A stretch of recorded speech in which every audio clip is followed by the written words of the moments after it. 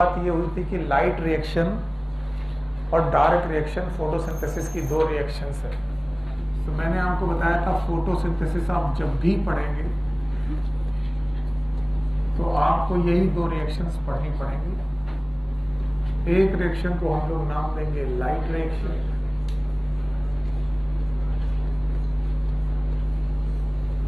और दूसरी रिएक्शन का नाम देंगे डार्क रिएक्शन। और मैंने कहा था लाइट रिएक्शन और डार्क रिएक्शन का अगर आप कॉन्सेप्ट समझ जाते हो तो बहुत बेस्ट है। लाइट रिएक्शन में सनलाइट को यूज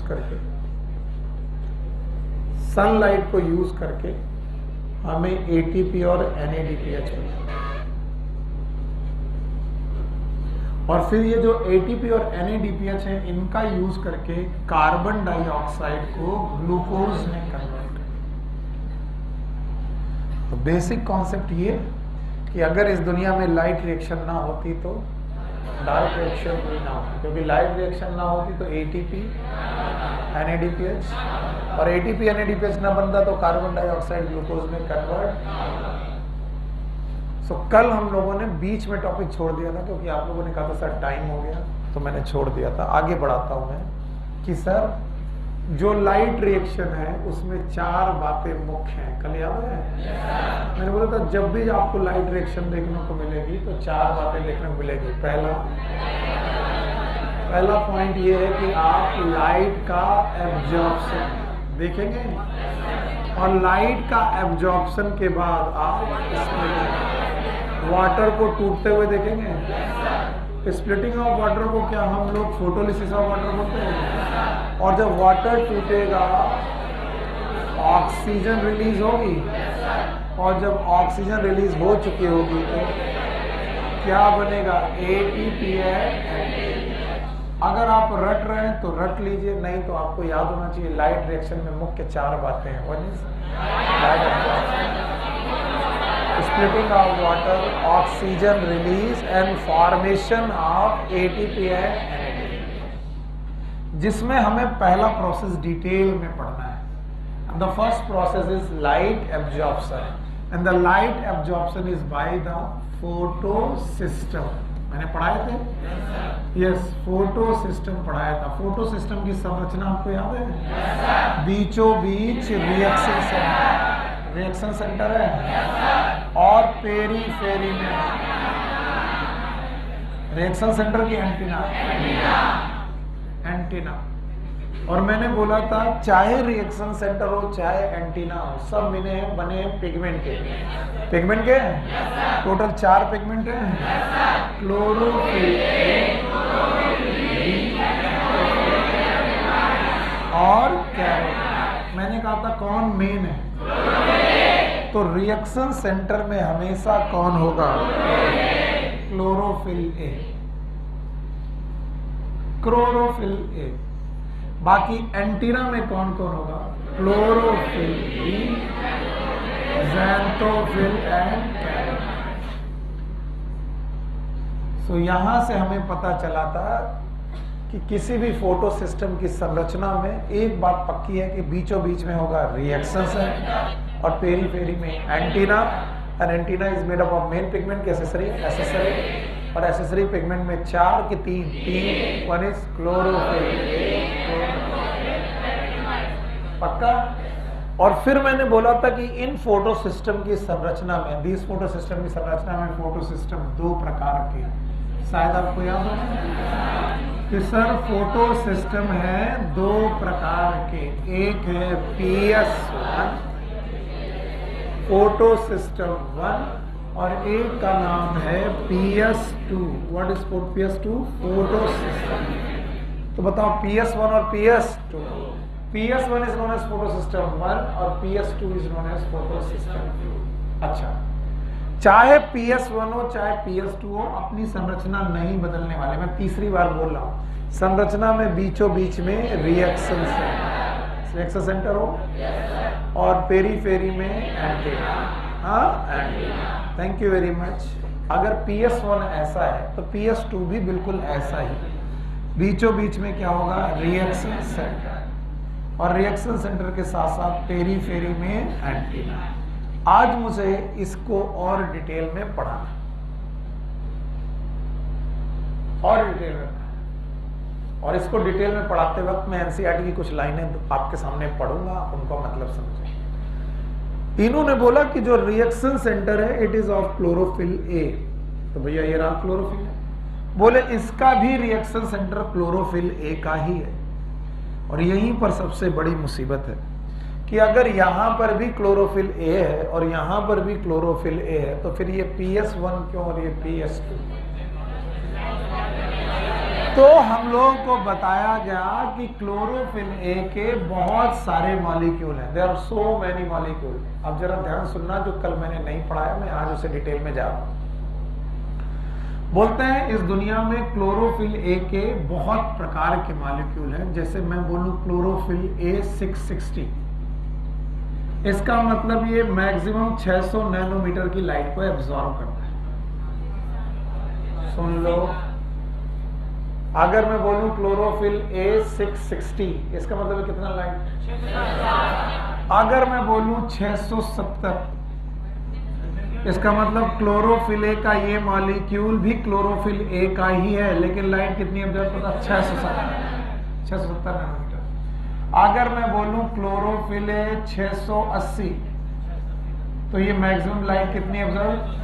680 नैनोमीटर की लाइट एब्जॉर्ब करता है। अगर मैं बोलूं क्लोरोफिल ए 690, तो ये 690 नैनोमीटर की लाइट को एब्जॉर्ब करता है। और अगर मैं बोलूं क्लोरोफिल ए 700 नैनोमीटर, तो ये 700 नैनोमीटर की लाइट एब्जॉर्ब करता है। एक बात जो आपको माननी चाहिए, अगर आप पिगमेंट सिस्टम में स्पेक्ट्रम देखने गए तो 660 भी रेड ही है, 670 भी रेड है, 680 भी रेड है, 690 भी रेड है और 700 भी रेड है। All of them are red light, लेकिन रेड लाइट का एक भी स्पेक्ट्रम की नहीं। यानी क्लोरोफिल ए किस लाइट को एब्जॉर्ब कर रहा? 660 नैनोमीटर।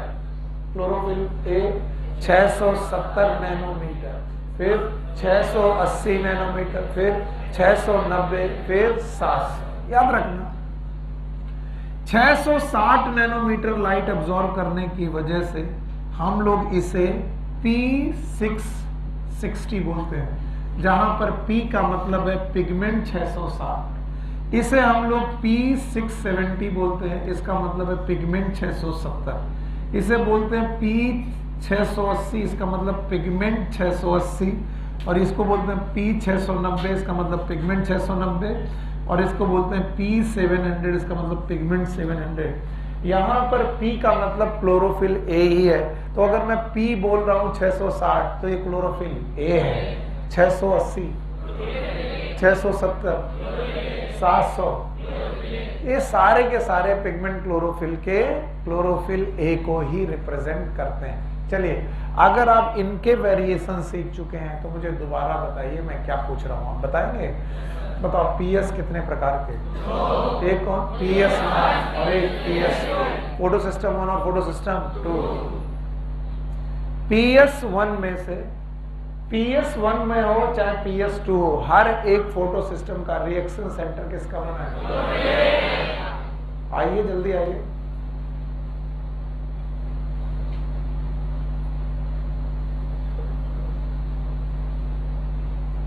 रिएक्शन सेंटर किसका बना होगा? Chlorophyll A. और ये भी रिएक्शन सेंटर क्लोरोफिल ए। लेकिन क्लोरोफिल ए एक प्रकार के कि बहुत सारे? कुछ 660, कुछ 670, कुछ 680, कुछ 690, कुछ 700।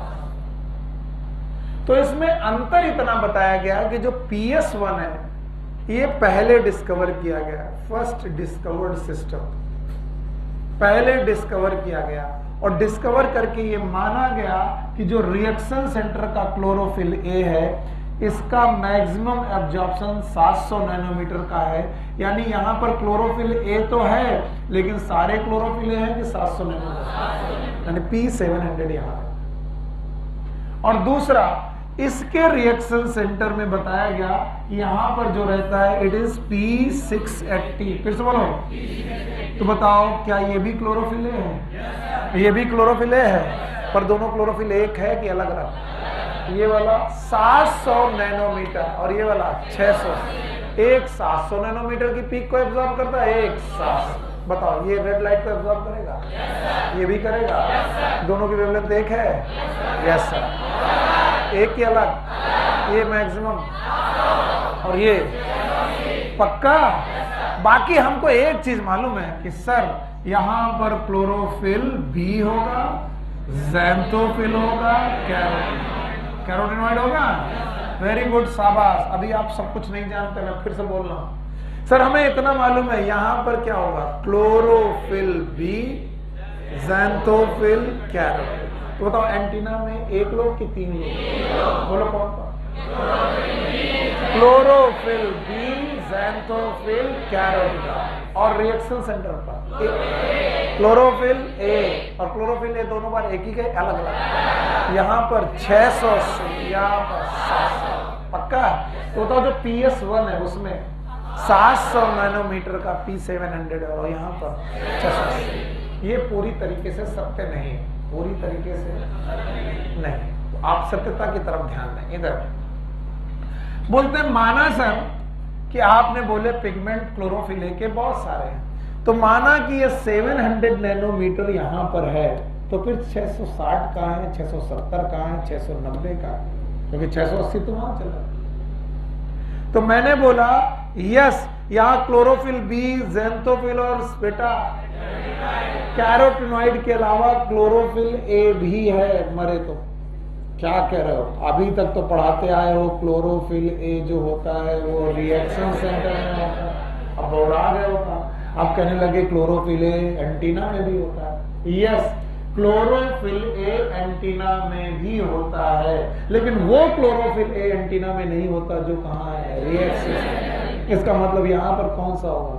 660, 670, 690, 680, ठीक है 680 नहीं आया। और एक बात याद रखना, रिएक्शन सेंटर से ज्यादा पीक कभी भी एंटीना की हो सकती कि नहीं हो सकती? याद रखना। इसका मतलब अगर 700 यहां है तो बताओ 700 से सारे कम यहां होंगे? No sir. और 700 से कम कौन कौन है? 660, 670, 690। और आप बोलोगे 680 भी होना चाहिए।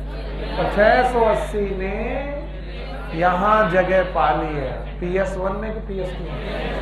1 में कि 2 में? और इस वजह से क्लोरोफिल ए का 660 और 670 मॉलिक्यूल यहां पर है।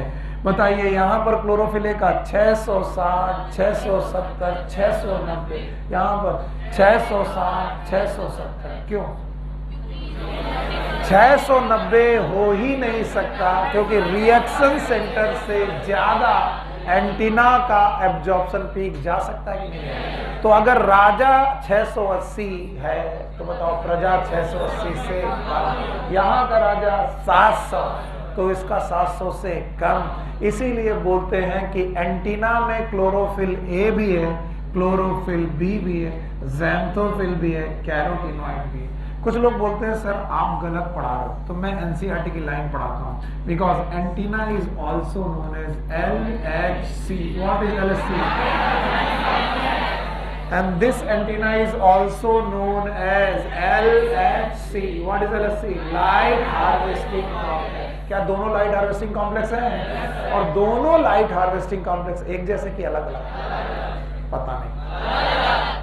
दोनों में xanthophyll yes, carotenoid, chlorophyll B है, क्लोरोफिल ए है, लेकिन जो क्लोरोफिल ए यहाँ है वही सारी यहाँ नहीं है, कुछ है। पक्का? और बताओ यहाँ का रिएक्शन सेंटर यहाँ पर। अब सुनो, एनसीईआरटी कहती है LHC है वो all the pigment. LHC what is LHC? Light harvesting complex have all the pigment except chlorophyll a, not except one molecule of chlorophyll a. कौन सा मॉलिक्यूल? 7। फिर से सुनो, जल्दबाजी में मत रहो, नहीं घर यहां से बाहर निकलोगे फिर गालियां निकालोगे। बुक बोलती है LHC है ऑल द पिगमेंट। इसका मतलब LHC में क्लोरोफिल ए भी है, क्लोरोफिल बी भी है, ज़ैंथोफिल भी है, कैरोटीनॉइड भी है, except one molecule of chlorophyll ए। और वो वन मॉलिक्यूल कहाँ है? Reaction centre. कहाँ पर? या फिर LSC have all the pigment, यानी chlorophyll A, chlorophyll B, xanthophyll, carotenoid, except and that one molecule chlorophyll is present in reaction center. बताओ दोनों का रिएक्शन सेंटर सेम क्या अलग? यहाँ पर नहीं है। चलिए नोट बुक दीजिए मुझे। कुछ NCERT की लाइनें बहुत ज्यादा इंपॉर्टेंट होती हैं, इसलिए मेरे साथ पढ़िए, वरना ये बहुत मुश्किल करेगा। आप घर जाओगे, आप एक दूसरे से लड़ोगे। पेज नंबर 211 है। मैं 211 पेज की लाइनों को समझाने की कोशिश करता हूं, आप समझने की कोशिश करिए। लाइट रिएक्शन और the photochemical phase include light absorption. बताइए लाइट रिएक्शन का दूसरा नाम? Photochemical phase include light absorption, water splitting, oxygen and the formation of high energy chemical intermediate ATP NADPH। भूले नहीं हो तो मैंने बता दिए थे पहले। लाइट रिएक्शन में एक काम की चारों लिखे हैं। पहला light absorption, water splitting, oxygen release, formation of ATP and NADPH। अच्छा आगे सुनो। Several protein complex are involved in the process। इनमें बहुत सारे प्रोटीन कॉम्प्लेक्स इन्वॉल्व है। The pigment are organized into two discrete light harvesting complex। बताओ कितने LSC हैं? एक LSC PS2 का और एक PS1। सर ऐसा कहाँ लिखा है? मैंने कहा मैंने पूरा कहाँ पढ़ा? देखो पूरा पढ़ रहा हूँ। The pigment are organized into two discrete photochemical light harvesting complexes within PS1, PS2। तो LHC किसके अंदर है? PS1 के और PS2। यानी LHC ये वाला किसके अंदर? PS2 के, और ये वाला PS1। ये मैंने बोला कैसे आया? फिर से बोलो। लाइट हार्वेस्टिंग कॉम्प्लेक्स कहां पर है? PS1 में भी और PS2। आगे these are named in the sequence of their discovery। इसका मतलब पहले कौन खोजा गया और बाद में PS2, and not in the sequence in which they function during the light reaction। ये उस सीक्वेंस में नहीं रखे गए हैं जिस दौरान सीक्वेंस में रिएक्शन होती है, बल्कि किस सीक्वेंस में? तो पहले कौन खोजा गया? फिर PS2। अब इसके बाद की लाइन को अंडरलाइन करना है। The LHC are made up of 100 of pigment molecule bound to protein, and now each photosystem has all the pigment except one molecule of chlorophyll A, forming a light harvesting system also called as antenna। पहली बात तो मैं पक्का बोल रहा हूँ, what is LHC? Antenna. उसका also called as antenna, और एंटीना में सारे पिगमेंट हैं एक्सेप्ट क्लोरोफिल है। ये नहीं लिखा है एक्सेप्ट क्लोरोफिल है, इसमें लिखा है all the pigment except one molecule of chlorophyll a. फिर से पढ़ रहा हूं मैं, पेज नंबर 211 की लाइन फिर से पढ़ रहा हूं। Yes, each photosystem has all the pigment except one molecule of chlorophyll A, forming a light harvesting system also called as antenna. इसका मतलब वो मानते हैं कि एंटीना में सारे मॉलिक्यूल है, इवन क्लोरोफिल ए भी है, लेकिन क्लोरोफिल ए के सारे मॉलिक्यूल की एक्सेप्ट वन। इसका मतलब वो मानते हैं कि LHC में क्लोरोफिल ए है, बी भी है, कैरोटीनॉइड है, ज़ैंथोफिल है, क्या नहीं है? क्लोरोफिल ए नहीं है कि वन मॉलिक्यूल। तो फिर वो कहाँ है? वो भी लिखा हुआ आगे देखो, आगे लिखा है, these pigment help to make photosystem more efficient by absorbing different wavelength of light। आगे की लाइन देखो बहुत लिखता है, the single chlorophyll A molecule form the reaction। तो जो LHC में नहीं है वो कहाँ है? रिएक्शन। ये सुनील सर ने बोला। अगर कुछ लड़ाई लड़नी है मुझसे लड़ लो, क्योंकि अभी इसके तरह तरीके की बातें वर्जन लेके तुम आओगे, फला सर ने ये बोला, फला सर ने ये बोला, हमको नहीं चाहिए, किसी सर का नाम मत लेना, मुझे एनसीईआरटी की लाइन बताओ। LHC के सामने एंटीना लिखा है, light harvesting system also called as antenna. इसका मतलब एंटीना और रिएक्शन सेंटर एक ही है कि अलग अलग? अलग अलग। और एंटीना में सारे पिगमेंट हैं accept chlorophyll A, except one molecule of chlorophyll, and that one molecule of chlorophyll is present in the system। वो कहाँ प्रेजेंट है? और दोनों का रिएक्शन सेंटर एक ही अलग अलग? एक का 680, एक का 700। आगे की लाइन यही लिखा है, देखो। The reaction center is different in both photosystem। PS1 the reaction center chlorophyll A has an absorption of 700 nanometer, यानी PS1 में कौन है? 700, hence called as P700। What is P? Pigment cell। While in PS2 it has absorption maxima at 680 and also called as P680। किसी को कोई दिक्कत? कोई line? अच्छा, अब मैं पूछ रहा हूं, जवाब देना। फोटो सिस्टम कितने प्रकार के? एक कौन? और एक, क्या तुम पक्का बता सकते हो कि PS1 और PS2 क्या है? किसी भी फोटो सिस्टम की संरचना में बीचों बीच कोई है, उसका नाम रिएक्शन सेंटर। बाहर एंटीना है। आज तक हमने एंटीना पढ़ा, LHC नहीं पढ़ा। आज तक हमने क्या पढ़ा? एंटीना। LHC नहीं पढ़ा, आज पढ़ने जा रहे हैं। फिर बताया गया कि रिएक्शन सेंटर और एंटीना में रिएक्शन सेंटर पे हमेशा कौन होगा? क्लोरोफिल। और क्लोरोफिल है दुनिया में एक की बहुत। क्या ये 660 हो सकता है? 70 हो सकता है? 80 हो सकता है? 90 हो सकता है? 700 हो सकता है?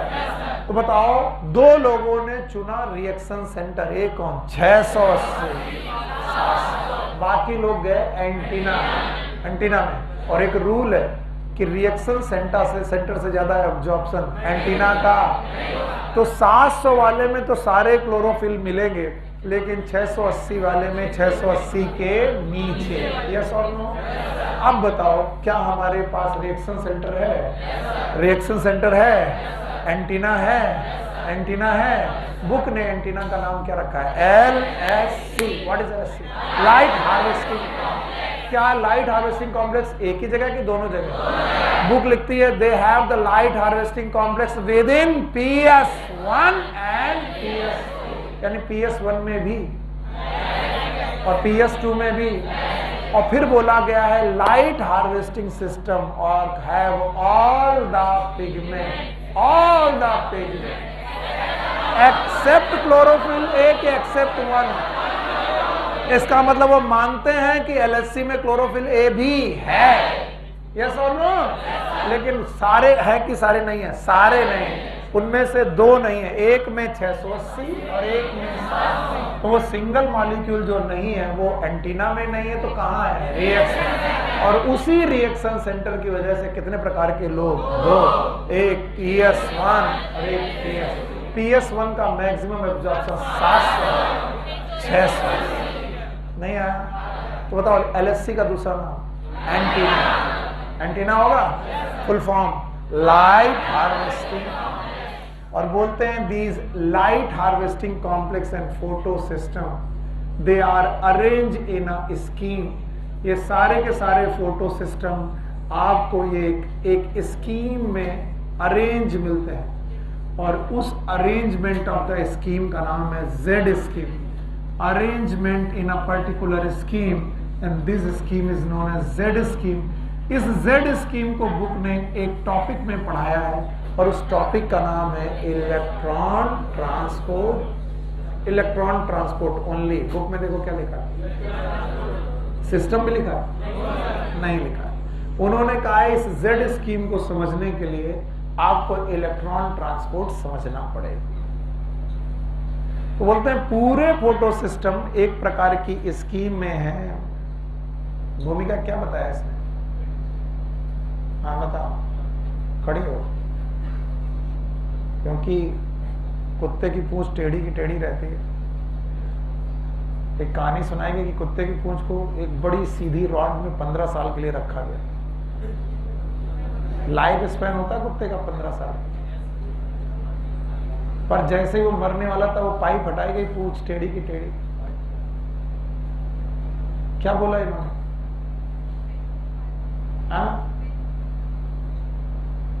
मैंने सुना नहीं। पेन? ऐसे कान में मांगते पेन? वारे मेरे दोस्ती, जय वीरू, ये दोस्ती हम ना तोड़ेंगे। बैठ जाओ, बैठ जाओ, बैठ जाओ, बैठ जाओ। अच्छी बात होनी भी चाहिए, अच्छी दोस्ती। एक साथ मार खाए, एक साथ पले बढ़े, एक साथ सेलेक्ट हुए, एक साथ पढ़ने गए। ऐसी दोस्ती की कहानी याद आ गई। सिर खेड़ा की किताब में मैंने पढ़ी थी, अचानक इमोशनल हो रहा हूँ, पढ़ा सुना ही देता हूँ। सिर खेड़ा सुनो। इन्होंने किताब लिखी है यू कैन विन, जीत आपकी। तो एक्चुअली उन दोनों किरदार के एग्जैक्ट नाम नहीं मुझे मालूम। Let's suppose these are the Tom and Harry.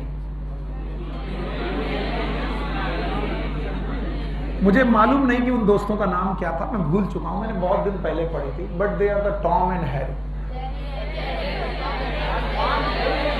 नहीं, now these are Tom and Harry. मैं कोई कार्टून कैरेक्टर नहीं पढ़ा रहा हूं, मैं ऐसे ही नाम ले रहा हूं। मैं सिरखेड़ा की उस किताब के दोनों कैरेक्टर के नाम भूल चुका हूं। कहानी सुनो, ये ए और बी भी हो सकते हैं। मैंने टॉम एंड हैरी बोला। टॉम हैरी एक ही मोहल्ले के रहने वाले दो लड़के, बचपन में एक साथ पले बढ़े, एक साथ स्कूल गए, एक साथ कॉलेज गए, एक साथ एग्जाम पास किया मिलिट्री का, एक साथ सैनिक बने और सैनिक बनकर के एक साथ फ्रंट पे गए। फ्रंट मतलब युद्ध, वार। और जब वार में गए तो इतने दिनों तक साथ रहते थे कि दोनों एक दूसरे को बखूबी जानते थे। इतना बखूबी जानते थे कि दोनों एक दूसरे की पसंद नापसंद, रहना खाना पीना सब जानते। पर जब वो वार पे गए तो दो अलग अलग मोर्चों पे भेजे गए, एक ए मोर्चा और एक बी मोर्चा। पहली बार जिंदगी में वो अलग अलग मोर्चों से लड़ाई लड़ रहे। यानी टॉम ए मोर्चे से लड़ाई लड़ रहा था, हैरी बी मोर्चे से लड़ाई लड़ रहा था। दोनों ने जाते वक्त एक दूसरे को गुड बाय किया, फिर मिलेंगे यार, जिंदगी रही, फिर से मिलेंगे। युद्ध चल रहा। युद्ध होते होते अचानक खबर आई कि ए मोर्चे की, ए फ्रंट के सारे सैनिक की डेथ हो चुकी है। सारे सैनिकों की डेथ हो चुकी है। और ये खबर बी वाले मोर्चे तक पहुंची जहां पर हैरी था। पर हैरी से टॉम ने वादा किया था कि एक बार और मिलेंगे यार, मिलेंगे, जरूर मिलेंगे। तो हैरी ने अपने कमांडर से कहा कि मैं ए वाले मोर्चे पे जाना चाहता हूं। बोले क्यों आना चाहते? बोले मुझे अपने दोस्त से मिलना है। बोला यार अब वहां जाने का कोई फायदा नहीं, गोलियां मारी चल रही हैं और पूरे के पूरे सैनिक मर चुके। उसने कहा नहीं, बस मुझे एक बार जाने दीजिए। तो कमांडर ने कहा यार जाओगे तुम भी मर सकते हो। बोला नहीं, मुझे जाना है, जिंदगी का आखिरी काम अगर करना है तो मुझे अपने दोस्त से मिलना। तो ये हैरी टॉम से मिलने के लिए ए मोर्चे पे गया। उसने देखा सारे सैनिक मर चुके हैं। ढूंढते ढूंढते वो टॉम की बॉडी के पास पहुंचा। टॉम की आखिरी सांसें चल रही थी। और जैसे ही टॉम ने हैरी को देखा, टॉम ने कहा हैरी से, दोस्त मुझे मालूम था तुम जरूर आओगे। और ये कह के वो मर गया। कहानी खत्म। हंसी आ रही, इमोशनल स्टोरी। बिलीफ देखिए, वो केवल इसलिए जिंदा था, कौन आएगा? और हैरी इसलिए गया कि उसे टॉम वहां पर मिलेगा। इसे बोलते हैं बिलीफ सिस्टम। अगर दोस्ती में इतना बिलीफ सिस्टम है, then you are a real friend. Otherwise सब दिखावा है। मैं क्या पढ़ा रहा था, इमोशनल हो गया, मैं भारी हो गया। सॉरी यार, ऑनलाइन वालों में तो इमोशनल हो गया। कभी किसी के पास ऐसा दोस्त रहा है? हाँ, मेरे पास रहा है। पूर्वाल सर, कल मैंने कहा था he is a good teacher, is a damn good teacher, बहुत बढ़िया टीचर है। But he is a fake man, वो एक झूठा आदमी है। तुमने उससे उम्र नहीं पूछी? पूछा? Is a damn good teacher. Purwal sir से बेहतर टीचर कहीं नहीं मिलेगा। ओके, आगे चलते हैं हम लोग। तो भैया हम लोग इलेक्ट्रॉन ट्रांसपोर्ट पढ़ रहे थे। अब देखो दोस्ती वाला काम मत करना, अच्छे दोस्त के लिए बात करने की जरूरत नहीं है, अपना काम करते। तो हुआ क्या कि जो फोटो सिस्टम है वो अरेंज है, किसमें अरेंज है? जेड स्कीम, एक स्कीम में अरेंज है, और ये रिएक्शन चालू करते हैं PS2 से। एक फोटो सिस्टम में PS2, उसमें पिगमेंट 680 नैनोमीटर की मैक्सिमम लाइट को एब्जॉर्ब करता है, और इस पर सनलाइट पड़ती है। सॉरी, जस्ट बिकॉज मैंने एंटीना नहीं बनाया तो पिगमेंट रूट गया। आइए एंटीना भी बना देते हैं। ये रहे एंटीना, और जब इस एंटीना पर लाइट पड़ती है तो ये लाइट एंटीना से होते हुए पिगमेंट सिस्टम 1 पे जाती है, सॉरी पिगमेंट सिस्टम 2 पे जाती है। पिगमेंट सिस्टम 2 से एक इलेक्ट्रॉन निकलता है जो कि हाई एनर्जी है। कोई बताए क्यों? आपको मालूम होना चाहिए यहां से क्या आ रहा है, फोटोन। फोटोन आया ना, और फोटोन से मेटल में एक इफेक्ट होता है। मेटल में, किसमें? That is known as photo electric effect. ठीक वैसा ही इफेक्ट फोटोन जब पिगमेंट में पड़ता है तो क्या निकलता है? इलेक्ट्रॉन। क्यों? क्योंकि ये फोटोन के पास हाई एनर्जी होती है, और इस हाई एनर्जी को ये ट्रांसफर करते हैं, और ट्रांसफर पिगमेंट सिस्टम 2 के क्लोरोफिल ए मॉलिक्यूल तक जाता है। किसके? क्लोरोफिल ए के मॉलिक्यूल के पास इलेक्ट्रॉन है, और इलेक्ट्रॉन हाई एनर्जी लेकर के बेटा अप हिल जाते हैं। डाउन हिल की अप हिल? अप हिल मतलब हाई एनर्जी लेवल की लो एनर्जी लेवल, और वो अपनी ऑर्बिट में रहते हैं कि छोड़ देते हैं, और ऑर्बिट को छोड़कर वो एक एक्सेप्टर पे जाते हैं, नाम है प्राइमरी एक्सेप्टर। PA इज, वो प्राइमरी एक्सेप्टर नाम के मॉलिक्यूल तक पहुंचते हैं। प्राइमरी एक्सेप्टर पहुंचने पर ये इलेक्ट्रॉन अपनी एनर्जी हाई एनर्जी लेकर के जाते हैं। इसके बाद इलेक्ट्रॉन को याद आता है कि ये high energy is a transient, permanent की ट्रांजिएंट, यानी ये एनर्जी बहुत दिनों तक रहेगी नहीं। इसलिए इलेक्ट्रॉन अपनी एनर्जी को लॉस करके अपना इलेक्ट्रॉन प्राइमरी एक्सेप्टर प्लास्टोक्विनोन नाम के केमिकल को या मॉलिक्यूल को देते हैं। ये आपकी बुक में यहां नहीं बना, आगे बना है, इसलिए प्लीज राइट इट डाउन। जब मैं केमी ऑस्मोटिक हाइपोथेसिस में लिखाऊंगा तब ये लिखा हुआ मिलेगा। इसलिए आपको लगे कि एनसीईआरटी में नहीं है तो आप बेवकूफ है। एनसीईआरटी में है पर यहां नहीं है, केमी ऑस्मोटिक हाइपोथेसिस में। तो प्राइमरी एक्सेप्टर जब अपना इलेक्ट्रॉन प्लास्टोक्विनोन को देता है तो एनर्जी डाउन होती है। डाउन होती है तो अपहिल की डाउन हिल। याद रखना, ये अपने इलेक्ट्रॉन को फर्दर भेजते हैं इलेक्ट्रॉन ट्रांसपोर्ट सिस्टम में, ETS में। किसमें? यानी कि प्लास्टोक्विनोन से इलेक्ट्रॉन और भी डाउन हिल आता है, और भी डाउन हिल आता है, और अब की बार वो घुसता है ETS में। What is ETS? इसका मतलब इलेक्ट्रॉन ट्रांसपोर्ट सिस्टम में इसकी ट्रेवलिंग अपहिल है कि डाउन हिल? डाउन। और electron transport system is made up of cytochrome B6N F। Cytochrome B6 और F से बना हुआ है ETS, और इसमें इलेक्ट्रॉन डाउन हिल जाता है। डाउन हिल जाते जाते इलेक्ट्रॉन और भी डाउन हिल आता है, और ये फाइनली प्लास्टोसाइनिन, प्रियंका चोपड़ा ने, हाँ PC मतलब प्लास्टोसाइनिन, प्लास्टोसाइनिन नाम के मॉलिक्यूल तक पहुंचता है।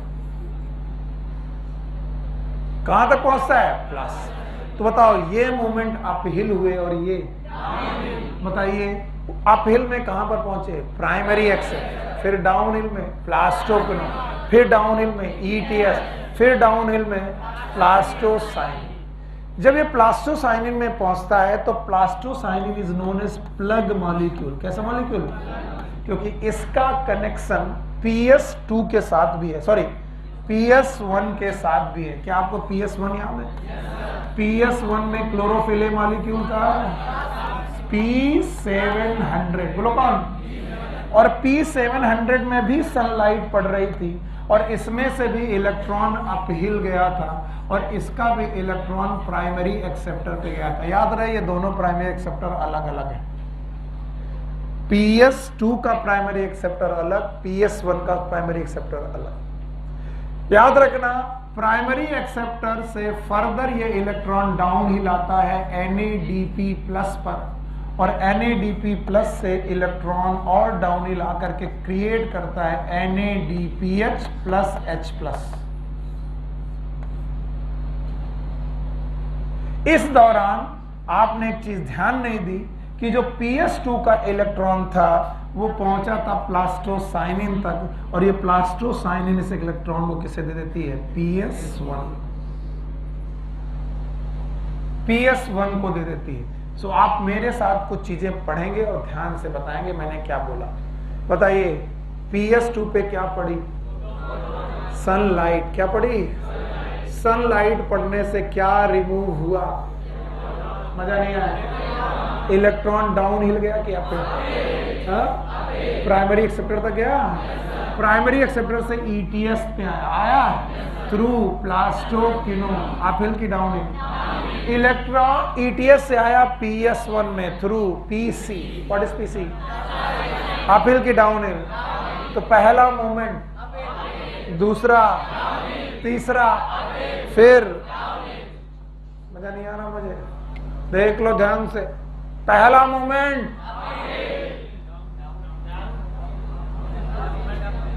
अरे आइटम काहे सो रहे हो?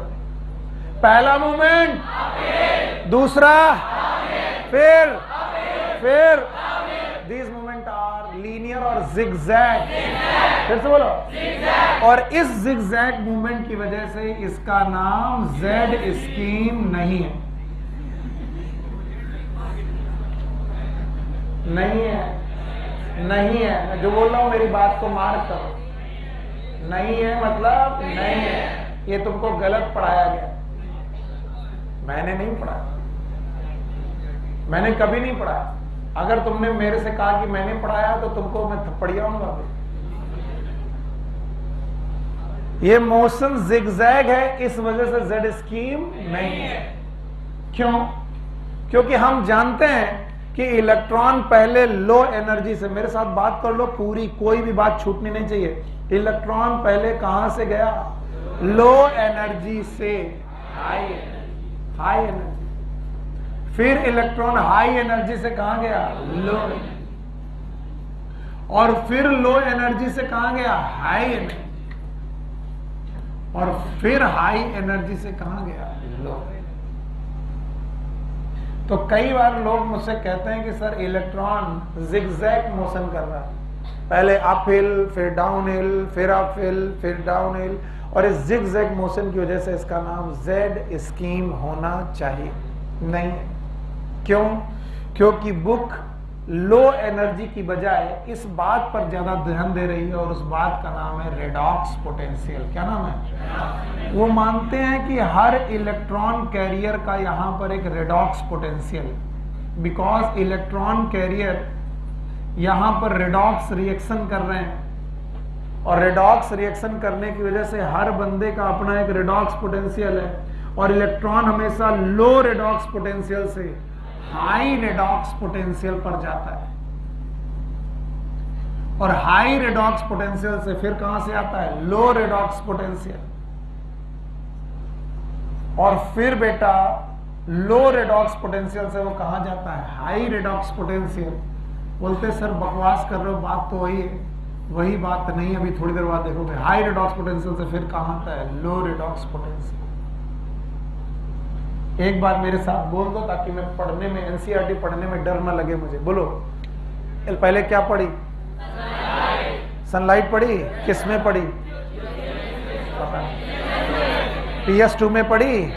PS2 के मॉलिक्यूल के पास रेडॉक्स पोटेंशियल कम की ज्यादा? कम।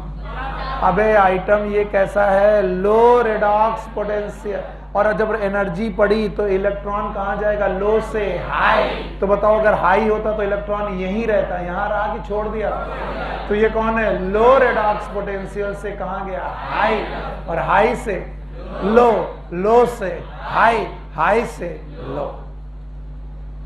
तो ये जो हाई लो लो हाई चल रहा है वो एनर्जी के रेस्पेक्ट में तो चल ही रहा है, साथ में किसके रेस्पेक्ट में चल रहा है? Redox potential. किसके रेस्पेक्ट में? हमें तो डाउट है कि तुम्हें कुछ आ रहा है। आ रहा है? अच्छा आ रहा है तो बताओ कहां से चालू हुआ? उधर से देखना बंद करो, उधर देखना बंद करो। अब मुझे बताओ कहां पर लाइट पड़ी? लाइट पड़ी तो बेटा इलेक्ट्रॉन निकला, लो एनर्जी की हाई एनर्जी? अरे इलेक्ट्रॉन जब निकलेगा काकी काहे? अगर एनर्जी इलेक्ट्रॉन निकला है इसका मतलब वो सनलाइट यूज कर चुका है, नहीं तो अपने घर में आराम से रहता है। गुस्सा गई का? गुस्सा नहीं होते, ऐसे बोलते हैं, काकी बोल दिया इसलिए। अच्छा बिटिया बिटिया बिटिया, जब सनलाइट पड़ी, ध्यान सुनो, सब सनलाइट पड़ी तो एनर्जी एब्जॉर्ब हुई, और एब्जॉर्ब हुई तो इलेक्ट्रॉन निकला। इसका मतलब इलेक्ट्रॉन जब निकला है तब तक वो एनर्जी को क्या कर रखा? हाई। तो बताओ लो एनर्जी से हाई, हाई एनर्जी से लो से हाई से। अब बहुत बार नहीं है, गिनो आइटम होगा।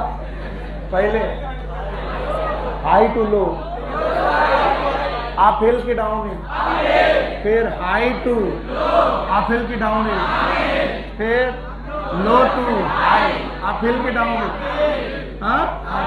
फिर हाई टू लो अपहिल की डाउन हिल। तो यही तो कर रहा है, इलेक्ट्रॉन पहले जा रहा अपहिल, फिर जा रहा है डाउन हिल, फिर जा रहा है अपहिल, फिर जाना है डाउन हिल। तुम कहां हंस रहे हो? अच्छा अबे आइटम होगा, इधर देखो। मेरे बच्चों, अगर मैं टॉपिक सही से पढ़ा लेता हूं तो मुझे भी रात में आराम से नींद आती है। मैं अपनी नींद की गोलियों के लिए अक्सर ये काम करता हूं। आप पढ़ा दो मुझे, बताओ सनलाइट कहां पड़ी? PS2 में पड़ी। इलेक्ट्रॉन ने एनर्जी एब्जॉर्ब की, इलेक्ट्रॉन ने एनर्जी एब्जॉर्ब करते ही अपना ऑर्बिट छोड़ दिया, PS1 के पास पहुंचे, PS1 में सॉरी प्राइमरी एक्सेप्टर के पास गए। ये मूवमेंट कैसा हुआ? आप ये दोनों सेंस से अपील है, लो एनर्जी से हाई एनर्जी, या फिर लो रेडॉक्स पोटेंशियल से हाई रेडॉक्स पोटेंशियल। पक्का? फिर बेटा इलेक्ट्रॉन ETS में आए वाया प्लास्टोक्विनोन। ETS में आए, ETS बना है साइटोक्रोम B6F। जब वो ETS से आ रहे थे तो अपहिल की डाउन हिल? कल को मैं पूछूं ETS में इलेक्ट्रॉन का मूवमेंट अपहिल होता है कि डाउन हिल? पहुंचते पहुंचते PS1 में गए, तब तक फिर से क्या पड़ी? सनलाइट। फिर से अपहिल गए, कहां गए? प्राइमरी एक्सेप्टर, और फिर से डाउन। NADPH बनाया। मेरे साथ बोलो, पहला मूवमेंट, दूसरा, तीसरा, चौथा, पांचवा, छठा। बस बस, तो पहला अपहिल, दूसरा, तीसरा, चौथा। ये अपहिल डाउन हिल एनर्जी के रेस्पेक्ट में? यस। क्या ये रेडॉक्स पोटेंशियल से? यस। कल को पूछा जाए from low redox potential to high redox, from high redox potential to low redox potential, from low redox potential to high redox potential, high redox potential, and the movement is linear or zigzag, and that's why this scheme is known as। ये बड़ी आफत है, इस वजह से इसका नाम Z scheme. तो फिर काय बात से इसका नाम Z स्कीम है? उसके लिए मुझे चाहिए बोर्ड खाली, बजाय खाली मैं इसमें एक ऐड करता हूं। अब क्या काला कैसे करें? ये वाला काला, हरा वाला,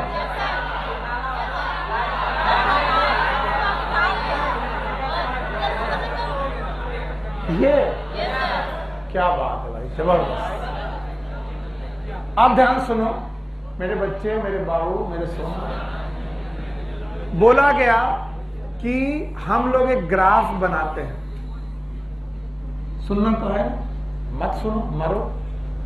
और y एक्सिस पे हम रेडॉक्स पोटेंशियल लेते हैं। क्या लेते हैं? रेडॉक्स। और x एक्सिस पे मैं सीक्वेंस ऑफ इलेक्ट्रॉन कैरियर लेता हूं।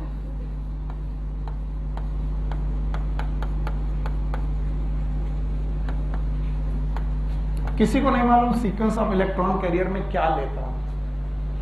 याद करो, सबसे पहले PS1 लो कि PS2?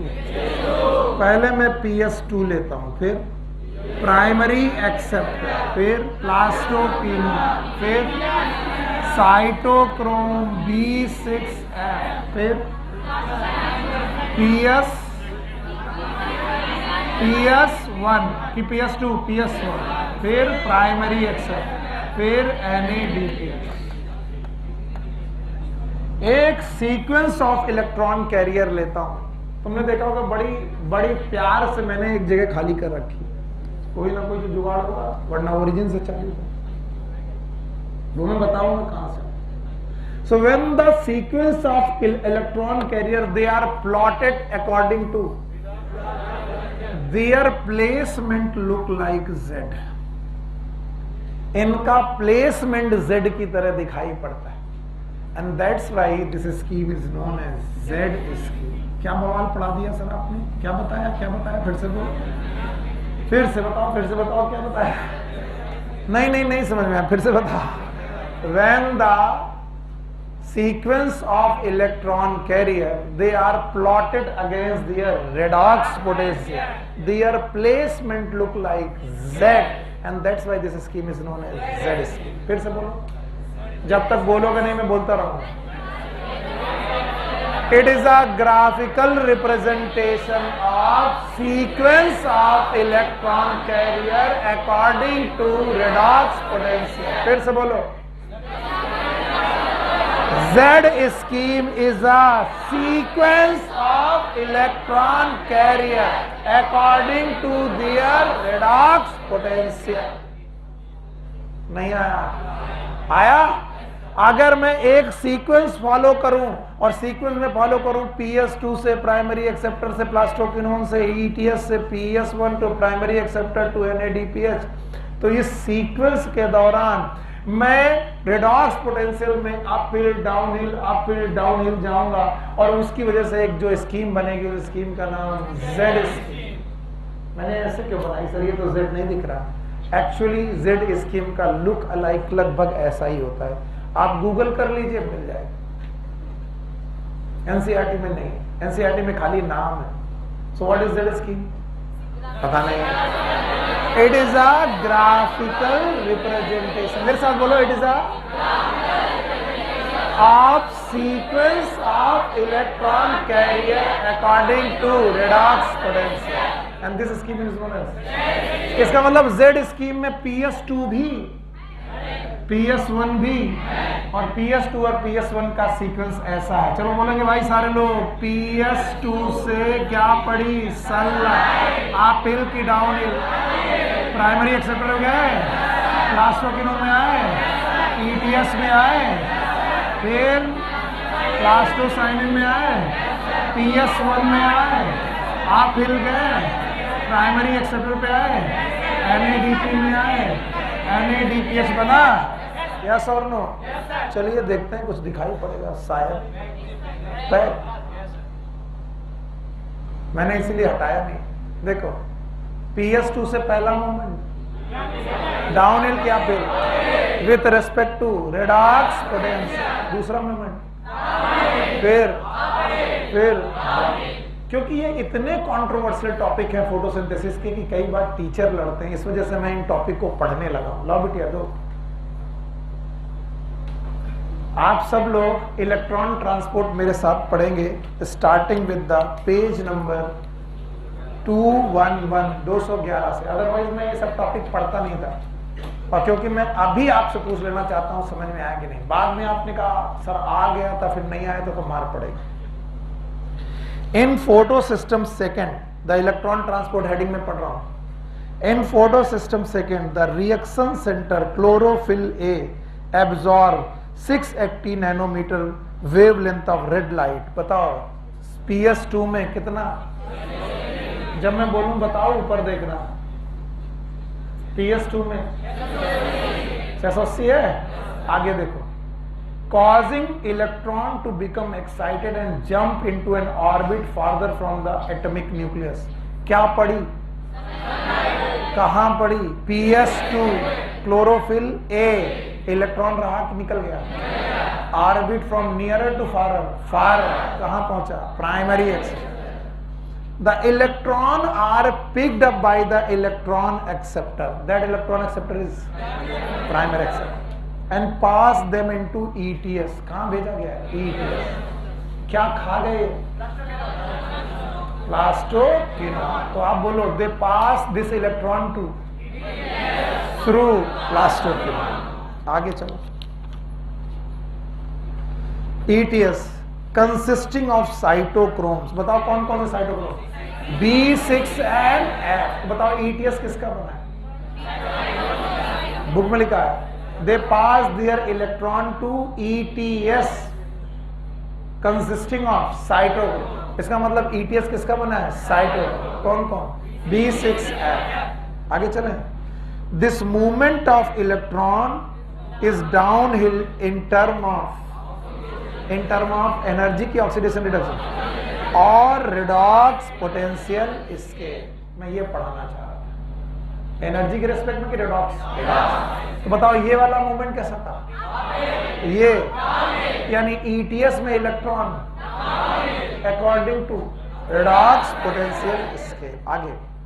The electron are not used up and they pass through the electron transport chain but are passed on the pigment of PS1. किसमें पास किए गए? PS. फिर क्या खा गए? PC. क्या खा गए? PC. कहां पर पास किए गए? PS1. आगे चलो. PS1 ओके हो गया. बट हाँ, simultaneously electron in the reaction centre of PS1 are also excited when they receive light of wavelength 700. बताओ ये कितने? 600. ये 700. ये भी एक्साइटेड हो गया. अब ये कहाँ गया? आगे सुनो. and transferred to another acceptor molecule at a greater redox potential. यानी अपहिल की डाउन. आगे चलो. These electron are then moved downhill again move किए. अपहिल के बाद कैसे होंगे? Down. Again move downhill and this time to a molecule of energy rich NADP. आपकी बार ETS में गया कि NADP? NADP. और ये अपहिल है कि डाउनहिल?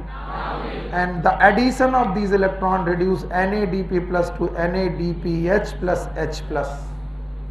बताइए ये अपहिल की डाउनहिल? कितना मुझे पढ़ना है? चाहिए मुझे बताओ. पहला मूवमेंट, दूसरा, तीसरा, चौथा. आगे की line.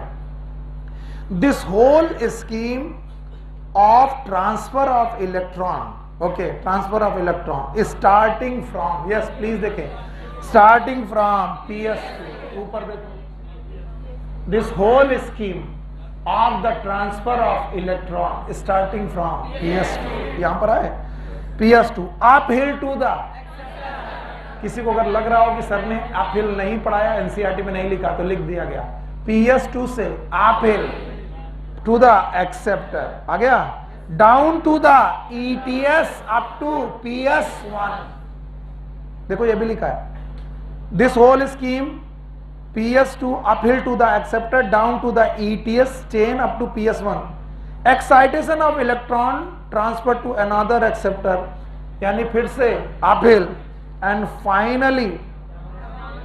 finally downhill to NADP, reducing it to NADPS is known as Z scheme due to its characteristic shape. यहाँ तक आते आते लगता है सुनील सर गलत पढ़ा रहे हैं, क्योंकि NCERT ने लिख दिया है पहला अपहिल, दूसरा फिर अपहिल, फिर इस अपहिल डाउनहिल की वजह से इसका नाम क्या है? Z scheme, क्योंकि ये शेप में ऐसी है. ये बुक लिखती है, लेकिन पिक्चर अभी बाकी है मेरे दोस्त.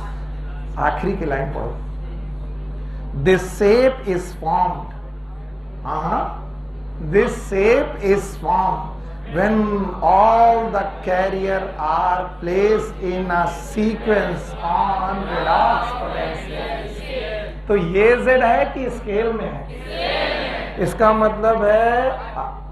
मतलब है रेडॉक्स पोटेंशियल स्केल की बेसिस पर वो क्या है? Z, ना कि zigzag. And what is Z scheme? It is a sequence of electron carrier according to their मैं आखिरी में फिर से वो लाइन पढ़ता हूं, दिस शेप इज फॉर्म, कब फॉर्म होता है? When all the carrier, when, इधर देखो, ऊपर देखो, when all the carrier, they are placed in the sequence on redox potential scale. तो ये जो शेप आ रही है वो zigzag की वजह से आ रही है कि स्केल में, and that scale is known as Z scale. Surya बाबू समझ में आया क्यों Z scale? क्योंकि वो zigzag मूव कर रहा है। और किसी ने भी मुझसे कहा फला टीचर ने ये कहा वो कहा, हम भूसा भर देंगे और पेट में मारेंगे, क्योंकि हमको किसी टीचर से नहीं ऐसे। तो बताओ व्हाट इज दैट स्कीम, बता पाओगे व्हाट इज दैट स्कीम? ऐसे नहीं, अब ऐसे पता चलेगा। अब पूरी महानामत यहां लगाओ। व्हाट इज महानामत? आओ भैया, आ गया? एक बार बोलोगे फिर से नमस्ते करेंगे? ऐसे नहीं मजा आता है, ऐसे मजा आता है। आएगा पक्का? अच्छा बताओ, PS1 से चालू हुआ? Yes sir. PS1 की PS2, इसीलिए कहते हैं रिएक्शन के हिसाब से अगर नाम देना होता तो PS2 वाले का नाम PS1 होता, इसका नाम रिएक्शन के हिसाब से, इनका नाम किसके हिसाब से? डिस्कवरी। तो पहले कौन खोजा गया? PS, बाद में PS। रिएक्शन किससे शुरू होती है? PS। अब मुझे पूरा यकीन है, तुम बता दोगे? पहला सनलाइट पड़ी किसमें? 680 नैनोमीटर लाइट ऑब्जर्व है, क्लोरोफिल ने किया, इलेक्ट्रॉन एक्साइट हुआ, ऑर्बिट छोड़ दिया, प्राइमरी एक्सेप्टर गया, डाउन हिल किया, अपिल। ये सुनील सर बोले कैसे? अपिल गया, फिर ETS आया, किसके थ्रू? प्लास्टोक्विनोन। अपिल की डाउन हिल, फिर PS1 में गया, प्लास्टोसाइनिन, ये भी डाउन हिल है। अच्छा PS1 में गया, सनलाइट पड़ी, अपिल गया, प्राइमरी एक्सेप्टर, दोनों एक ही अलग अलग, फिर डाउन हिल आया, अब की बार ETS में NADP, ये 2 बार डाउन हिल आया, एक बार ETS में, एक बार NADP। पक्का? पहला मूवमेंट अपिल, फिर लीनियर की जिगजैग, और इसी वजह से Z। आप समझे टीचर कहां से तुमको बेवकूफ बना के निकलता है? अगर मैं चाहूं तो तुम्हें यहीं से बुलवा के निकलता कि Z मूवमेंट, Z स्कीम इसका वजह है क्योंकि Z स्कीम है और क्योंकि वो जिगजैग है। तुमको भी लगता सही तो कह रहा है, तुमको भी यही लगता सही तो कह रहा है। जिगजैग मतलब Z, एक्चुअली Z स्कीम का नाम, Z स्कीम उनके जिगजैग मोशन की वजह से क्यों है? क्योंकि ये जो up hill and down hill है, ये एनर्जी के रेस्पेक्ट में होने के साथ साथ रेडॉक्स पोटेंशियल के रेस्पेक्ट में भी up hill and down hill. और इसलिए जब हम ग्राफ बनाते हैं तो सीक्वेंस ऑफ इलेक्ट्रॉन कैरियर को उनके रेडॉक्स पोटेंशियल के सीक्वेंस के हिसाब से प्लेस करते हैं, और जब हम प्लेस करते हैं तो कैसा दिखाई पड़ता है? Z। और इसी वजह से इसका नाम। हमको तो इतना मालूम है, अगर किसी में PS2 और PS1 दोनों हैं, इसका मतलब Z स्कीम पूरी है। यस और नो?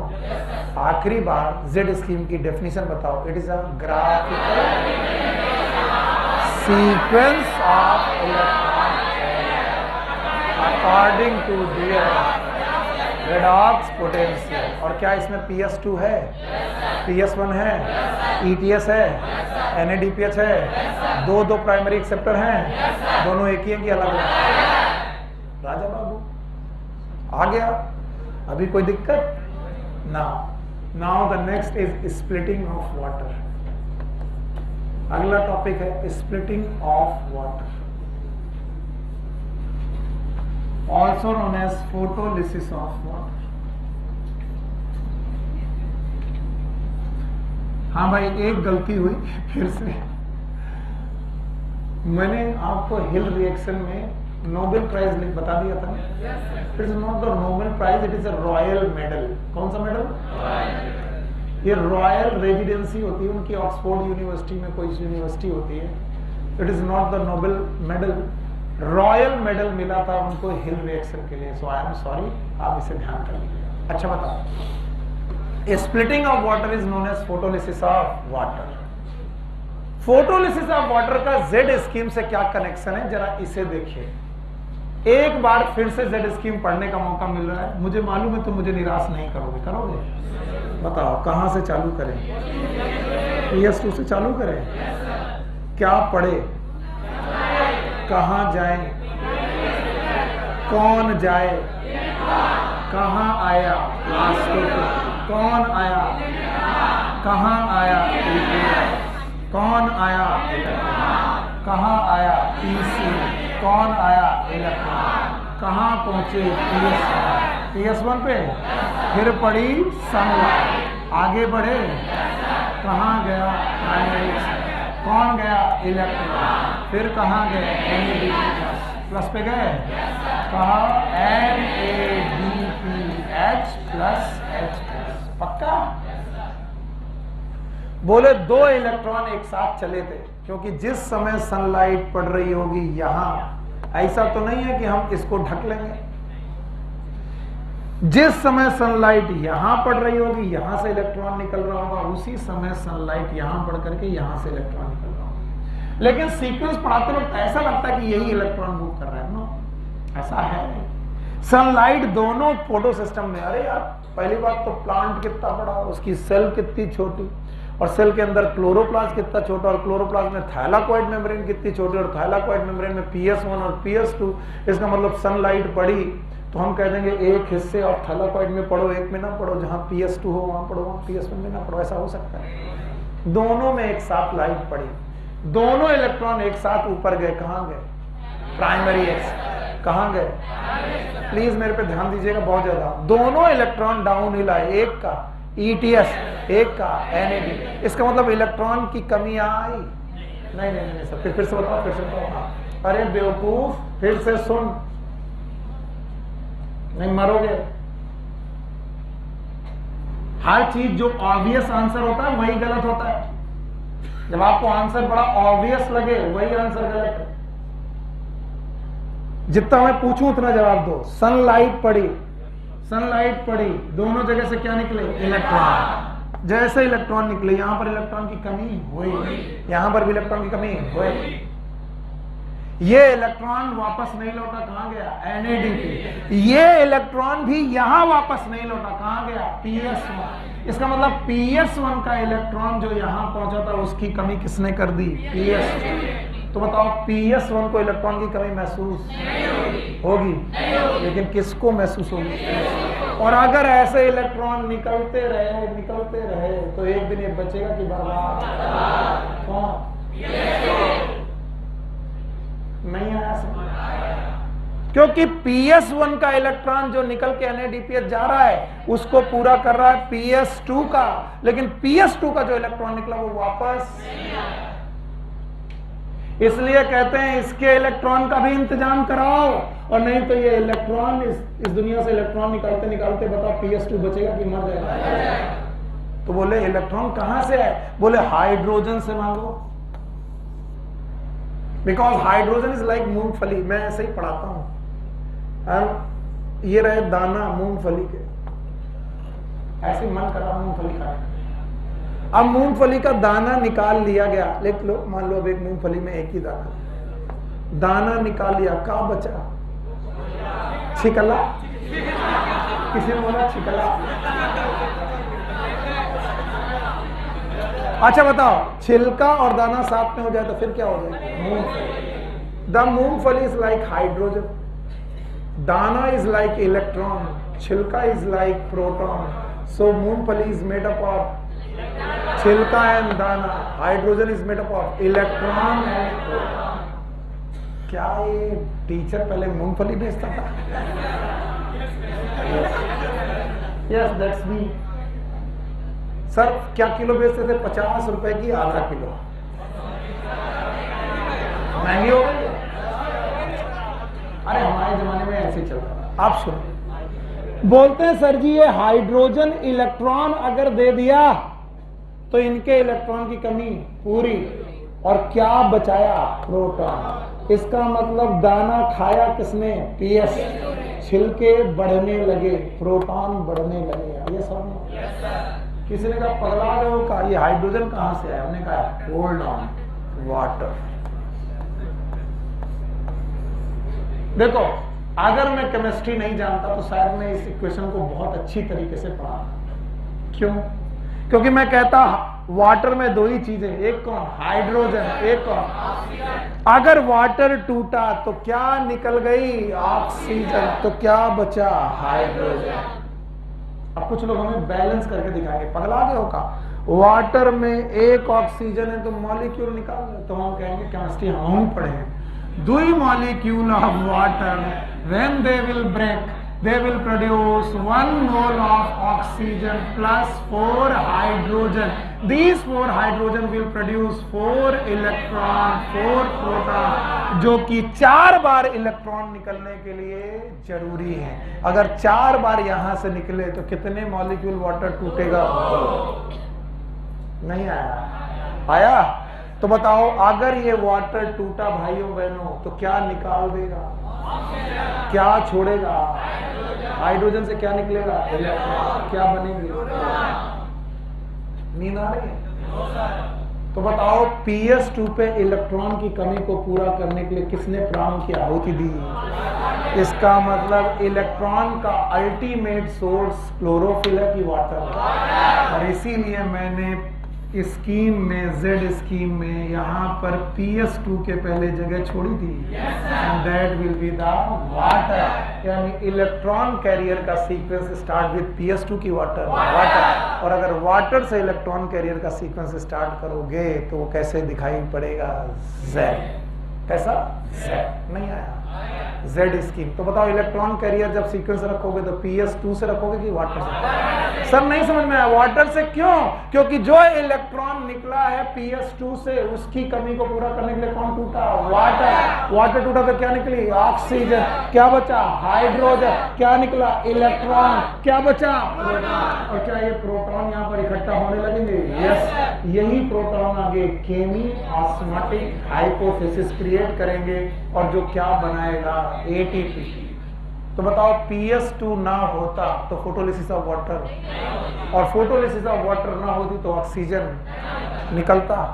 इसीलिए कहते हैं कि जब बैक्टीरिया फोटोसिंथेसिस करता है, किसी को याद है? ये क्वेश्चन ऑल इंडिया PMT का आया हुआ क्वेश्चन है। मुझे नहीं मालूम किस साल आया, क्योंकि मुझे इतना याद नहीं है, पर मुझे इतना याद है कि AIPMT में आया।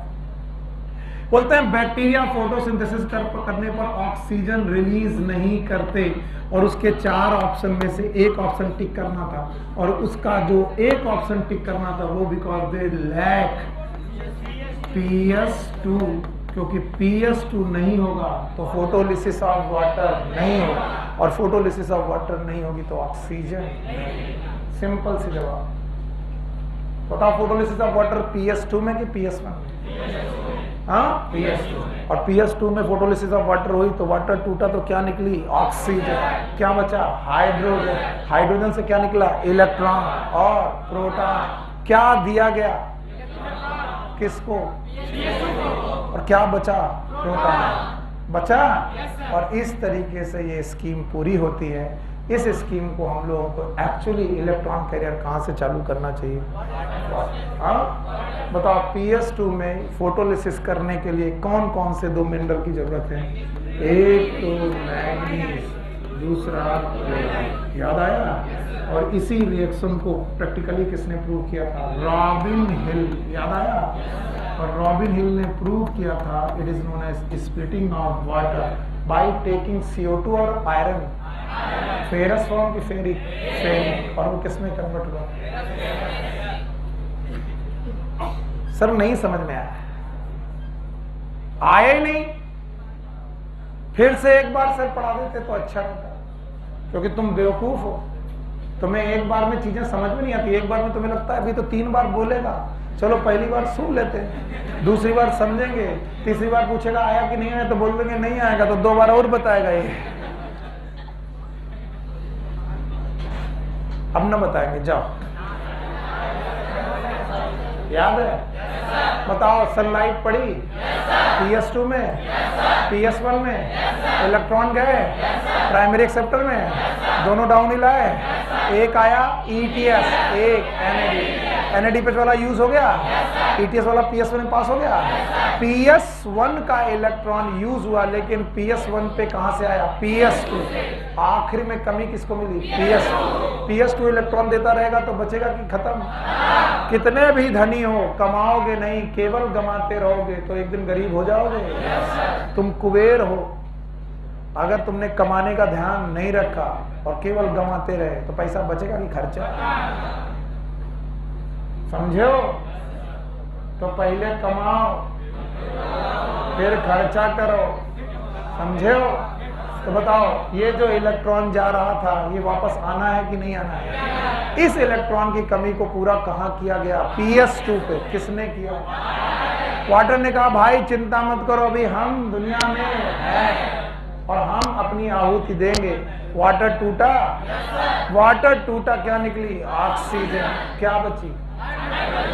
हाइड्रोजन से क्या निकला? इलेक्ट्रॉन। क्या बचा? प्रोटॉन। क्या स्प्लिटिंग ऑफ वाटर की रिएक्शन आपको याद है?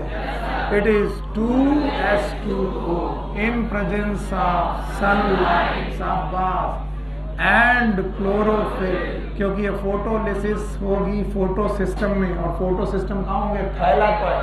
थैलाकोइड। It will break into oxygen molecule plus 4 hydrogen.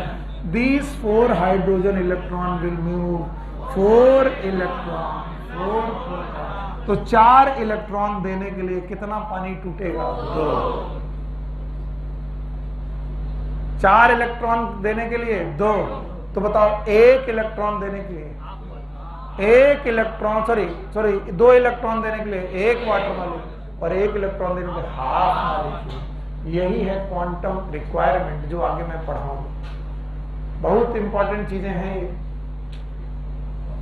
बहुत ज्यादा, सच में बहुत ज्यादा, जिनको तुम हल्के में ले रहे हो। तो बताओ कहां पर फोटोलिसिस हुआ? 1 में कि 2 में? और क्या आपको Z स्कीम याद आई?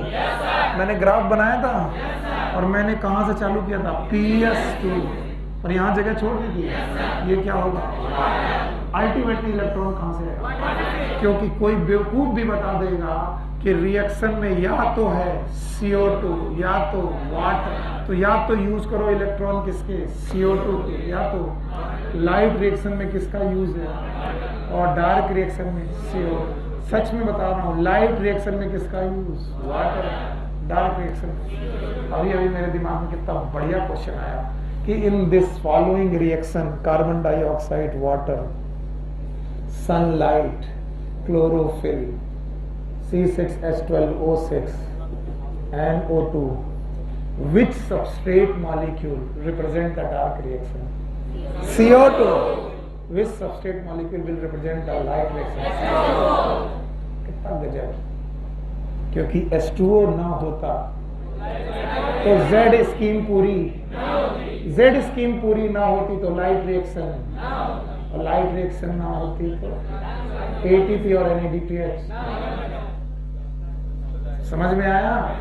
And now my dear student, ध्यान से समझने की कोशिश करो कि जब तुम्हें ये 2 हेडिंग्स पता चल गई तो तीसरी हेडिंग आपकी बुक में लिखी है फोटोफॉस्फोराइलेशन, और लिखा गया है साइक्लिक एंड नॉन साइक्लिक।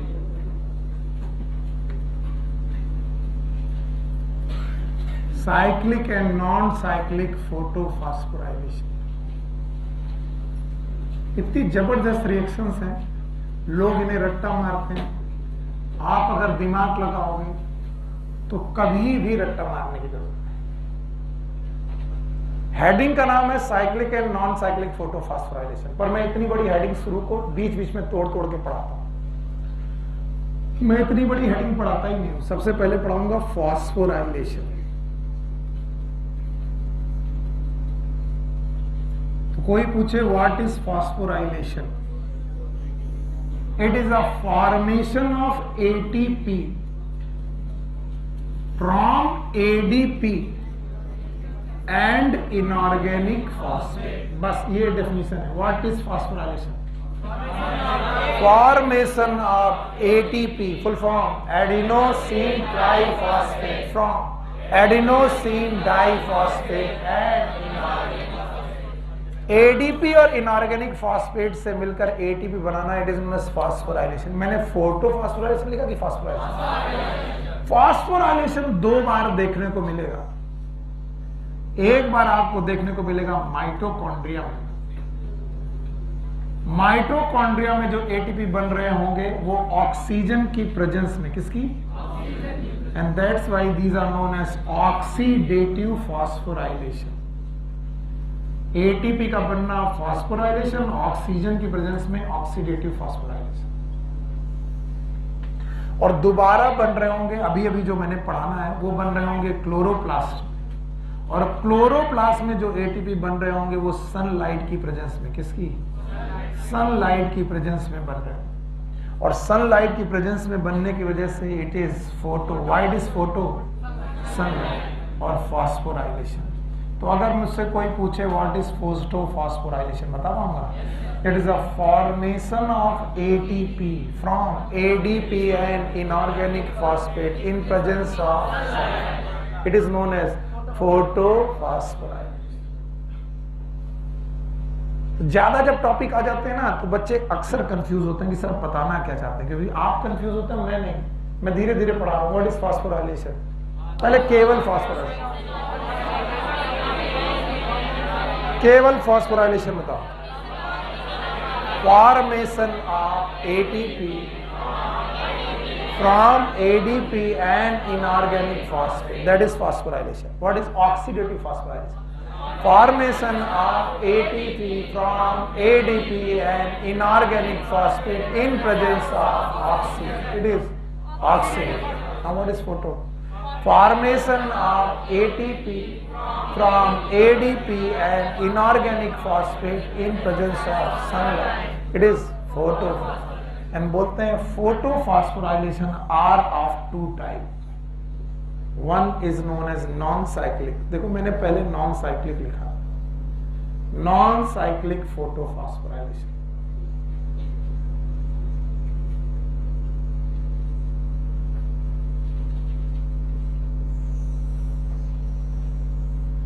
और दूसरा है cyclic photophosphorylation।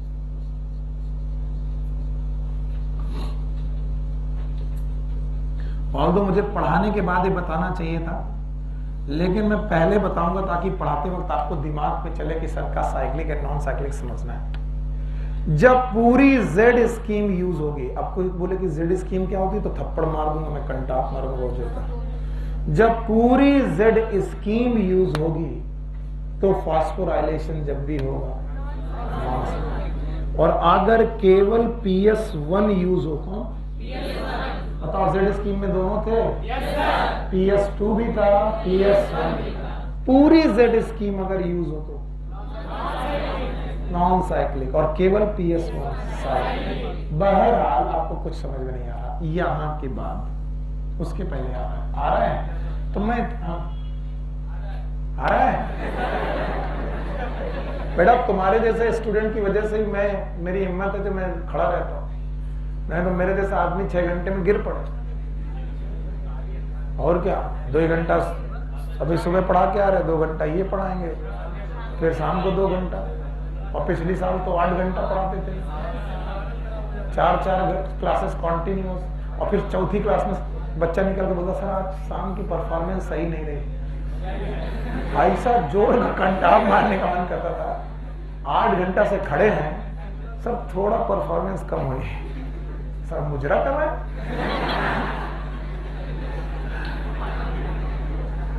स्वामी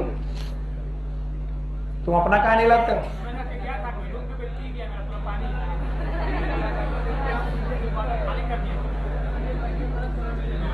भाइयों बहनों, टाइम वेस्ट नहीं करना है, क्योंकि अभी मेरे पास आधा घंटा है। मैं इस आधे घंटे में दोनों फॉस्फोराइलेशन निपटा सकता हूँ। कितने प्रकार के? 2।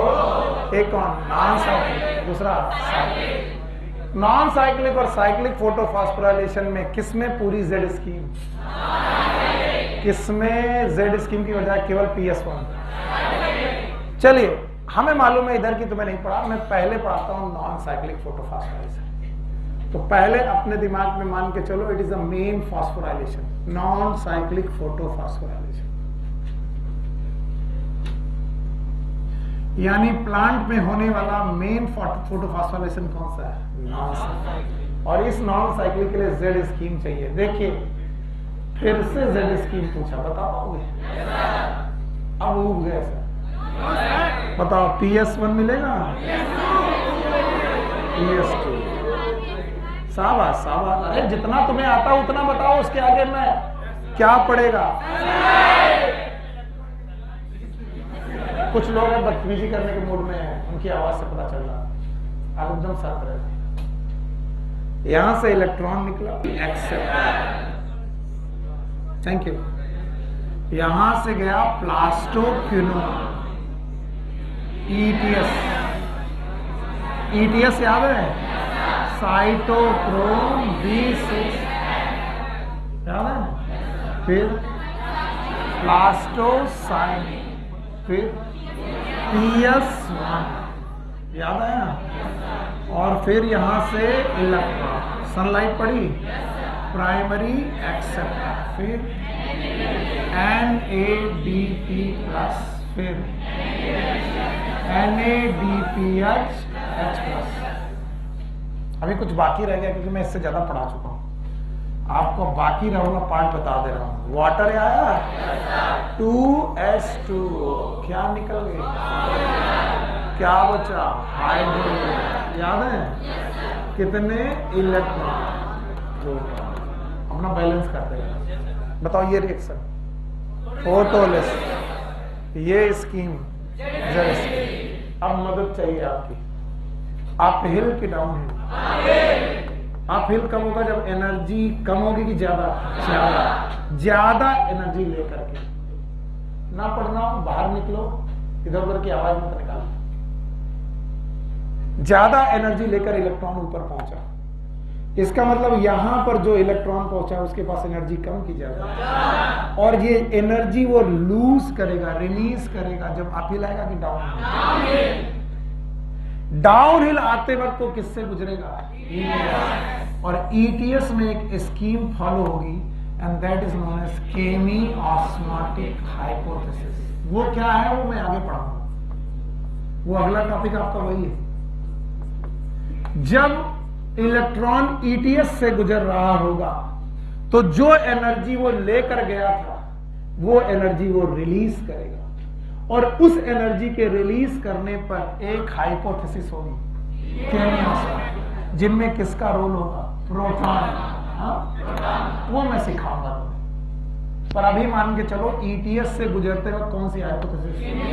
और ये केमियोस्मोटिक हाइपोथेसिस ADP में इनऑर्गेनिक फॉस्फेट जोड़ेगी और ATP बनाने लगेगी। बताइए ये ATP किसकी प्रेजेंस में बन रहे हैं? क्या ये फॉस्फोराइलेशन फोटो है? एक कसम खा लो कि जो बंदा भी ETS से गुजरेगा वो ATP बनाएगा, क्योंकि उसे केमियोस्मोटिक हाइपोथेसिस करनी पड़ेगी। ये वो टोल बॉक्स है जिससे कार लेकर निकले तो पैसा देना ही पड़ेगा। टोल बॉक्स देखो, यानी ETS वो टोल बॉक्स है जहां पर आपको अपनी एनर्जी खर्च करनी पड़ेगी। यानी जो एनर्जी लेके ऊपर गए थे वो एनर्जी लेके नीचे आए। अब ध्यान सुनना, ये एनर्जी लेके गया कौन था, और ये इलेक्ट्रॉन वापस दोबारा आया कि नहीं आया? इसका मतलब ये इलेक्ट्रॉन वापस लौटा नहीं, इसका मतलब साइकिल कंप्लीट। इसीलिए cyclic non. Why this is known as non cyclic? क्योंकि जो इलेक्ट्रॉन यहां से चला था वो कहां कैद हो गया? NAD, वापस लौटा नहीं। ये बात और है कि उस इलेक्ट्रॉन की कमी को पूरा करने के लिए कौन टूटा? वाटर। इसका मतलब जो इलेक्ट्रॉन गया था वापस लौटा कि नहीं लौटा? इसीलिए साइक्लिक की नॉन साइक्लिक। सर ये है, हाँ ये है, बस इतनी सी बात को लोग कितने घंटे पढ़ते हैं। It is non cyclic photophosphorylation. और भाइयों बहनों, non cyclic photophosphorylation is the main photophosphorylation, और ये मेन फोटोफॉस्फोराइलेशन वहां होगा जहां क्या होगा, PS2 and PS1, and PS2 and PS1 they present in thylakoid membrane. नाम सुने हो? इसका मतलब PS2 और PS1 थाइलाकॉइड मेम्ब्रेन में ETS की प्रेजेंस में केमी ऑस्मोटिक हाइपोथेसिस करते हुए ATP बनाएंगे जिसका नाम है नॉन साइक्लिक। अब रट्टा सुनो, रट्टा, ये तो हो गई पढ़ाई, रट्टा। नॉन साइक्लिक फोटोफॉस्फोराइलेशन के 3 प्रोडक्ट गिनो, ऑक्सीजन, ATP, रट्टा मारना है। तो बताओ नॉन साइक्लिक फोटोफॉस्फोराइलेशन में 3 प्रोडक्ट बनते हैं, बोलो कौन कौन? ऑक्सीजन, ATP और इसीलिए मैंने कहा था लाइट रिएक्शन में आपको 2 चीजें मिलेंगी, वन इज ATP, NADPH, साथ में ऑक्सीजन। कब? जब नॉन साइक्लिक फोटोफॉस्फोराइलेशन। ऑल्दो मैंने तुम्हें अभी साइक्लिक पढ़ाया नहीं, पर मैं एक बात पूछने का हकदार हूं। वो बात ये है कि मैंने तुम्हें इतना पढ़ा दिया कि साइक्लिक में PS1 होगा। कौन होगा? PS2। अगर PS2 नहीं होगा तो स्प्लिटिंग ऑफ वाटर, और स्प्लिटिंग ऑफ वाटर नहीं होगी तो ऑक्सीजन, ऑक्सीजन नहीं निकलेगी तो वो कौन होगा? Non cyclic. साइक्लिक नहीं आया? कितना समझ में आया? पहले नॉन साइक्लिक को घूर के देख लो, देख लिया, आगे बढ़ जाए कि सर नहीं एक बार और पढ़ा दो। कई बार एक बार में चीज आ जाती पर मानते नहीं, हमारे एक बार में कैसे आ सकती है, 3 बार में आनी चाहिए। ये एक्चुअली 3 बार ही है। पहले मैंने जेड स्कीम पढ़ाई, फिर फोटोलिसिस ऑफ वाटर पढ़ाया, फिर ATP फॉर्मेशन पढ़ाया। मैं चाहता तो एक ही डायग्राम में 3 काम कर सकता था, लेकिन मैं तुम्हारे दिमाग से परिचित हूं। मैं एक बार में पढ़ाता तो मैं एक को चीज ना समझ में आती, मेहनत ज्यादा करवाते हो।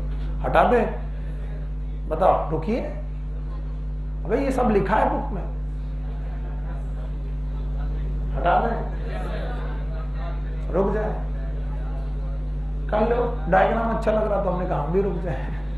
बताओ हाइपोथेसिस का नाम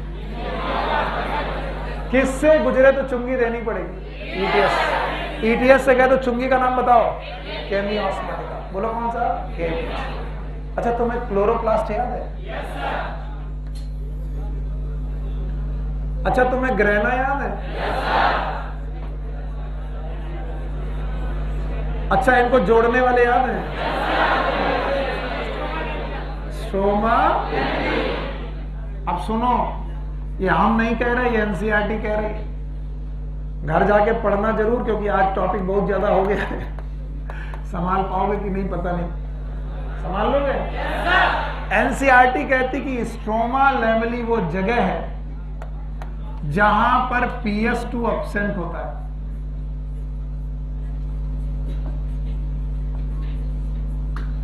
और NADPH रिडक्टेज भी एब्सेंट होता है।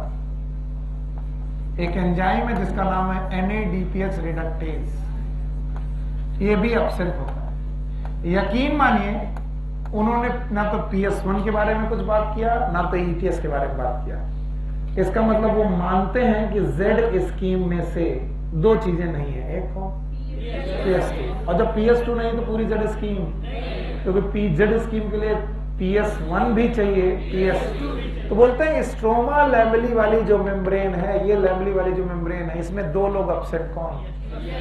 और NADPH। इसका मतलब यहां PS1 प्रेजेंट है और ETS प्रेजेंट है। What is ETS? Electron transport chain. बोले इसी स्ट्रोमा लेमली में साइक्लिक फोटोफॉस्फोराइलेशन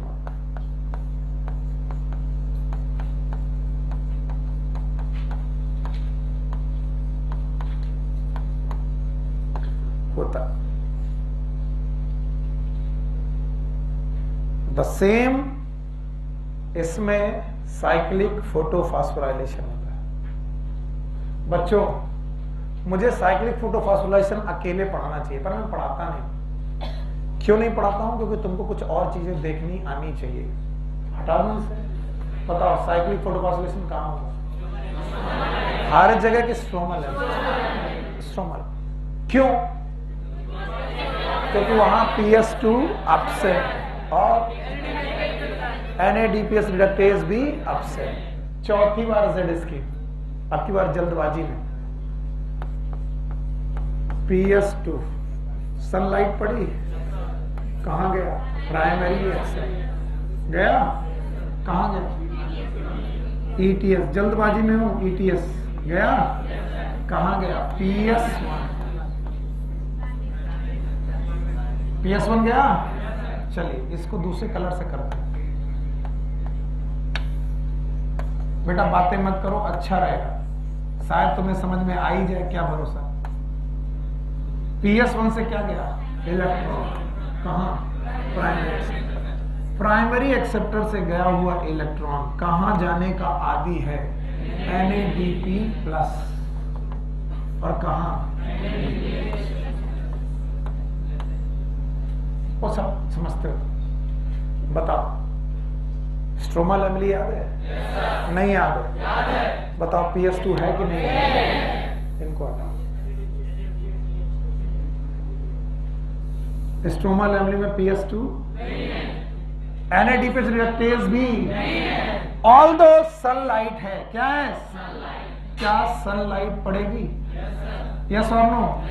इलेक्ट्रॉन जाएगा, जाने के बाद प्राइमरी एक्सेप्टर तक गया, नीचे उतरना है।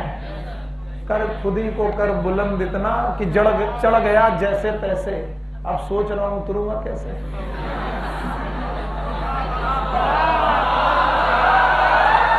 यही नहीं चाहिए, यही नहीं चाहिए। अब उतरूंगा कैसे? क्योंकि मैं उतरने का आदी हूं NADPH में, और स्ट्रोमा लैमेली में NADPH भी नहीं है। तो बोले चढ़ गया जैसे तैसे, तो उतरने का अंदाज है ETS से। और ये वो टोल बॉक्स है जहां पर केमी ऑस्मोटिक हाइपोथेसिस लगती है। यस और नो? और आपको टोल बॉक्स में टोल चुकाना पड़ेगा। ADP में इनऑर्गेनिक फॉस्फेट जोड़नी पड़ेगी। क्या बनाने के लिए? इलेक्ट्रॉन भैया जहां से चले लौट के बुद्धू नहीं आया। नॉन साइक्लिक की साइक्लिक, लेकिन इस दौरान किससे गुजर गए और क्या बना बैठे? तो साइक्लिक फोटोफॉस्फोराइलेशन, साइक्लिक फोटोफॉस्फोराइलेशन केवल और केवल ATP प्रोड्यूस करता है। No NADPH, no oxygen. ये रट्टा मारने की चीजें नहीं, ये समझने की चीजें हैं। और जिनको समझ में आता है वो इसको बड़ी स्पोर्टली बहुत आसानी से ले लेते हैं। तो मैंने इसीलिए पूरा डायग्राम बनाया था Z स्कीम, और बोला Z स्कीम में कौन कौन नहीं है।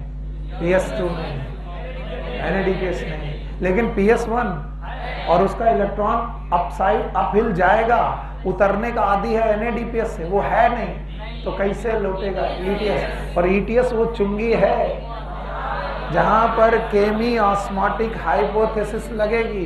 अगर वो लग गई तो ATP बने। शाम रोज रोज क्या होता है बेटा? खड़ा बैठा, इनको उठाओ। रोज तुम फीवर में रहते हो तो तुम घर में क्यों नहीं रहते? घर में रहा करो, इससे कुछ नहीं होता। वहां पर रहने से फायदा क्या होगा मैं बता रहा हूं। कम से कम सही से आराम कर पाओगे, शोरगुल से दूर।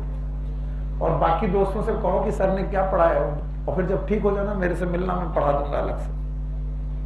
जब तक तबीयत ठीक ना हो मत आओ। यहाँ आके सो गए क्या मतलब? कोई फायदा नहीं। तो बताओ ये नॉन साइक्लिक की साइक्लिक? बताओ फॉस्फोराइलेशन का मतलब? Formation of ATP। पक्का? और लाइट की प्रेजेंस में फोटोफॉस्फोराइलेशन। और कितने प्रकार का? एक कौन? और एक साइक्लिक। नॉन साइक्लिक और साइक्लिक में Z स्कीम किसमें? केवल PS2। कौन? थैलाकॉइड मेम्ब्रेन में। Non cyclic. कौन? Stroma lamellae. पक्का? एंड नाउ ध्यान से सुनना, एकदम ध्यान से। मेघा जी खड़ी होइए। कभी कभी 5वीं बार, इट्स अ 5th टाइम, ये 5वीं बार मैं कर रहा हूं आज के दिन भर में। अब अगर आपको नहीं आया तो आप बेवकूफ है। प्राइमरी एक्सेप्टर, ETS, मैं बाकी बीच के खा जा रहा हूं। बोलो PS1, NA, P primary acceptor, NADP plus NADPS। और मैं ये बता दूं कि this is the question of all India PMT। उस समय नीट नहीं होता था, इस वजह से मैं क्वेश्चन पूछ रहा हूं। कभी कभी नॉन साइक्लिक रिएक्शन चलते चलते नॉन साइक्लिक रिएक्शन में भी साइक्लिक रिएक्शन होने लगती है। कब और क्यों? कारण बताओ।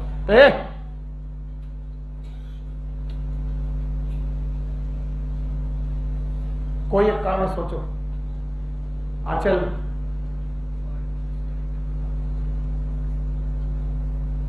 चित्रांश, खड़े हो, खड़े सोचो।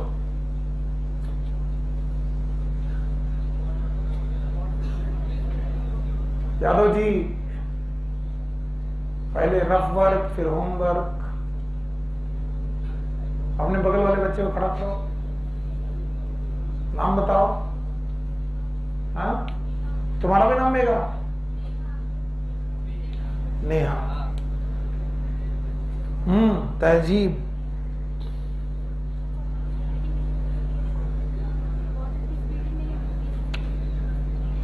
सक्सेना साहब, किसने बताया? ईमानदारी से बताना। Whenever we use light more than 680 nanometre, जब भी मैं 680 नैनोमीटर से ज्यादा लाइट यूज करूं या फिर मैं केवल 700 नैनोमीटर की मोनोक्रोमेटिक लाइट यूज करूं, तो बताओ ये होते हुए भी एक्ट करेगा? यानी यहां से इलेक्ट्रॉन आने बंद हो जाएंगे और यहां से इलेक्ट्रॉन निकलने चालू करेंगे और जितने भी NADP होंगे उन्हें सैचुरेट कर देंगे, यानी NADP भी कम।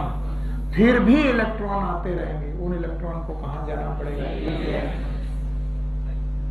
कब? जब सनलाइट 680 से फ्लैश ऑफ लाइट की कॉन्टिन्यूसली अगर मैं 680 नैनोमीटर से ज्यादा लाइट लूं तो बताओ PS2 काम करेगा कि नहीं? क्यों नहीं? क्योंकि PS2 मैक्सिमम कितनी सनलाइट, उससे ऊपर उसकी दम, उसके ऊपर PS1 की दम है। कब तक? 700 नैनोमीटर की लाइट यूज करूंगा तो कौन एक्ट करेगा? PS1। PS2 ने काम करना बंद कर दिया, PS1 है, लेकिन उसका इलेक्ट्रॉन कहां जाता है? NADP, और वो NADP को भी सैचुरेट कर देगा। अब इलेक्ट्रॉन फिर भी आना जारी रहेंगे। वो कहां जाएंगे? ETS, और ETS से गुजरे तो क्या बनाएंगे? ADP से ADP। कब? When they use monochromatic light. Mono मतलब वन वेवलेंथ की लाइट, वो भी more than 680, and this is known as far red light. कौन सी? और इसी को हम लोग इमर्सन के इफेक्ट के रूप में पढ़ते हैं। बुक में ना होने के बावजूद भी क्वेश्चन आया, और वो मैं कभी ना कभी आपको पढ़ाऊंगा जब मैं रेड लाइट रिएक्शन और डार्क रिएक्शन की डिटेल पढ़ाऊंगा। लेकिन यहां दिमाग सबको लगाना चाहिए था। बैठो। और तुमको किसने बताया? रट्टा मास्टर? दिमाग लगाया? झूठ? पता था? पहले से पता था? उसको पता तो उसको भी था। हम उनको ट्राई कर रहे थे जिनको पता नहीं था वो दिमाग लगा सकते हैं क्या?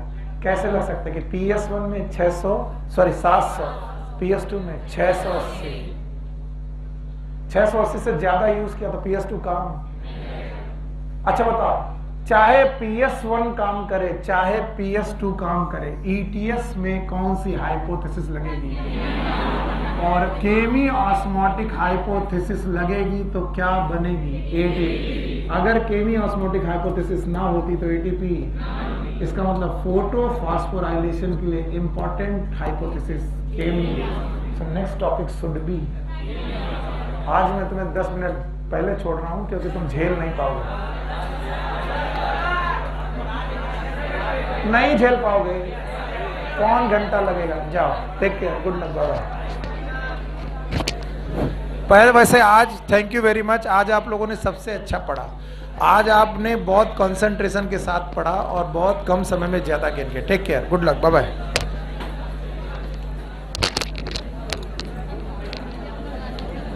बच गया, इसको पीछे रख दो, पीछे रखो, इसे नहीं रख।